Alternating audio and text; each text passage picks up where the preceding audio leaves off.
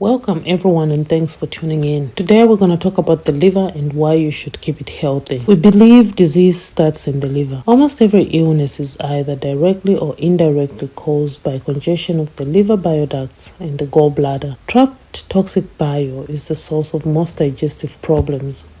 Congested bile in the liver can turn harmless chemicals into cancer-causing substances and scatter them throughout the body. A poorly functioning liver can block up to 70% of blood flow to the heart. The liver is responsible for mental clarity and emotional stability. It can spill proteins into the lymphatic system, setting off a myriad of immune system reactions from allergies, autoimmune diseases, colds, and cancer. Liver enzymes can turn the body's own steroids and hormones into either beneficial or deadly hormones. The latter can give a person cancer of the reproductive organs. The liver is the largest gland or organ in the body. Being responsible for hundreds of different functions, it's also the most complex and active organ. Since it's in charge of processing, converting, distributing, and maintaining the body's vital fuel supply, example, nutrients and energy, anything that interferes with their function must have a serious detrimental impact on the health of the liver and the body as a whole. The strongest interference stems from the presence of stones. Besides manufacturing cholesterol, an essential building material of all organs, cells, hormones, and bile, the liver also produces hormones and proteins that affect the way the body functions, grows, and heals. Furthermore, it makes new amino acids and converts existing ones into proteins. These proteins are the main building block of cells, hormones, neurotransmitters, and genes. Other essential functions of the liver include breaking down old worn-out cells, recycling proteins and iron. It also stores vitamins and nutrients. Stones are a hazard to all these vital tasks. The liver also breaks down alcohol in the blood. It detoxifies noxious substances like bacteria, parasites, and certain components of pharmaceutical drugs. It uses specific enzymes to convert waste or poisons into substances that can be safely removed from the body. In addition, the liver filters more than 1 quart of blood per minute, which is equivalent to 32 ounces or almost 1 liter. Most of the filtered waste products leave the liver via biostreams. Stones obstructing bile ducts turn biotoxic and lead to high levels of toxicity in the liver and ultimately the rest of the body. One of the liver's most important functions is to produce bile, about 1 to 1.5 quarts a day, which is equivalent to almost 24 ounces. Bile is alkaline and has a bitter taste. That's why if you've ever killed a chicken and you mistakenly break the gallbladder of a chicken and that bile spills on the meat, no matter how many times you wash that meat or no matter how you cook it, you're still going to taste the bitterness of the bile. That's how strong bile is. And because of that, you need to keep your liver clean always and not congested.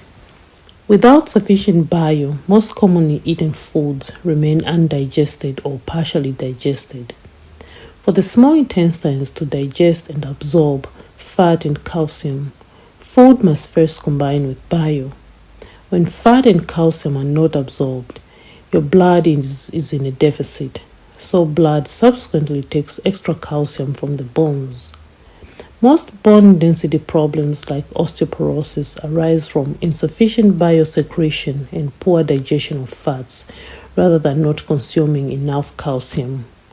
So if you are drinking milk and you're taking a lot of calcium supplement thinking that it's going to fix your bone problems, it's going to help because the problem is not coming from insufficient calcium but rather insufficient biosecretion in your body. And if milk and all these calcium supplements were good for your bones, people would have been cured of all these bone issues.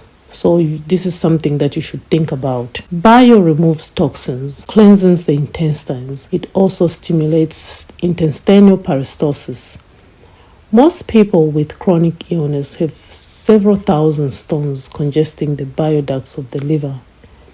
By removing these stones through a series of liver and gallbladder flushes, and maintaining a balanced diet and lifestyle change, the liver and gallbladder can restore their original efficiency, and most symptoms of discomfort or disease in the body can start subsiding. If you are experiencing any of these conditions, most likely your liver is congested, so you might need a liver flush or eat good foods that are going to fix your liver. Now, how can food which is supposed to keep us alive be the source of disease, you may ask? So this is what is happening with the beef or the cows that you eat. Normally a cow is supposed to be 5 to 4 years for it to be ready for slaughter. But because of how society has increased the amount of beef consumption, the growth period has been shortened to 16 months by feeding cows food that is unnatural to them, like corn, which they are unable to digest but makes them fat quickly. Combined with hefty doses of growth hormones, a diet of special feed shortens the duration of fattening up a steer for market. The special diet consists of chicken, pigs, horses, and even goat meat, so it looks like a cow is eating meat also. Of course, their natural diet makes cows sick like they are human consumers. Cows also suffer from heartburn, liver disease, ulcers, diarrhea, pneumonia, and a lot more diseases. To keep the cow alive until deadline for slaughter, at the ripe age of 16 months, the cow needs enormous doses of antibiotics. From there, the diseased, germ-infested meat ends up in your local grocery stores and later on your plate. Most people who eat animal flesh ask how vegetarians keep up for proteins, because they don't understand that the 8 amino acids that make up proteins can be found in the simple servings of rice and beans, or in one serving of the super grain chia. Chia has all 16 amino acids, more than in meat. Also, most meat foods contain proteins. With all these complications associated with meat consumption, animal flesh is still considered to be the better option as a source for protein. People who do not eat animal proteins have very low rates of osteoporosis, heart disease, rheumatoid arthritis, and cancer. They also don't suffer from deficiencies of proteins. Manipulated foods by humans are the main source of health problems in our society. Nature makes balanced food, but when humans try to play creator, that's when imbalances come in. To declare that viruses and bacteria cause all diseases is tantamount to declaring that flies cause all garbage. The truth is that microbes actually help cure disease, or at least prevent its escalation. Infection represents one of the body's most extraordinary processes of self-defense. During this rescue mission, the immune system fights off invading bacteria or viruses that have invaded the host's weakened condition, and by the presence of harmful waste material. Germs break down weak, injured, dead cells and waste materials a congested body can no longer eliminate. The immune system deals with toxins these germs produce when they do their job. In other words, bacteria, germs, viruses, and parasites are a survival mechanism the body uses to try and save itself. If you give your body food that is made by nature, chances are you'll be healthy for a long time.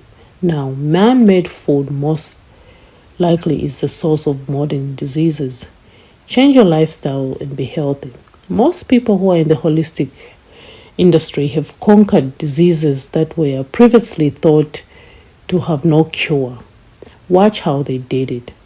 Remember, your blood is ancient. Therefore, there's no way man-made food can feed ancient blood. I'm not sure how the Western countries increased their meat consumption, but the society where I was raised in, meat was eaten a lot by rich or well-to-do people. Naturally, human beings don't want to be associated with poverty, so they watch the groups of people who are doing good in this society and they emulate them. Another observation I made was how sick people who were bedridden were referred to as being in a vegetative state. Nobody in their right minds want to be associated with that. They thought these people were sick because of eating vegetables, so they stayed away from vegetables and they resented eating them. Looks like cows are eating meat these days and eating everything that humans are eating. So because of that, all these diseases that we're having are coming from all these unnatural foods that we're feeding our animals, dogs, cats, anything that eats from a human being these days gets human diseases also. For more information on this subject, get in touch at sourcenature73@gmail.com. Subscribe, like, and leave a comment. Don't forget to hit the notification bell for new videos. Remember, there's a healer in each and every one of us. Stay healthy.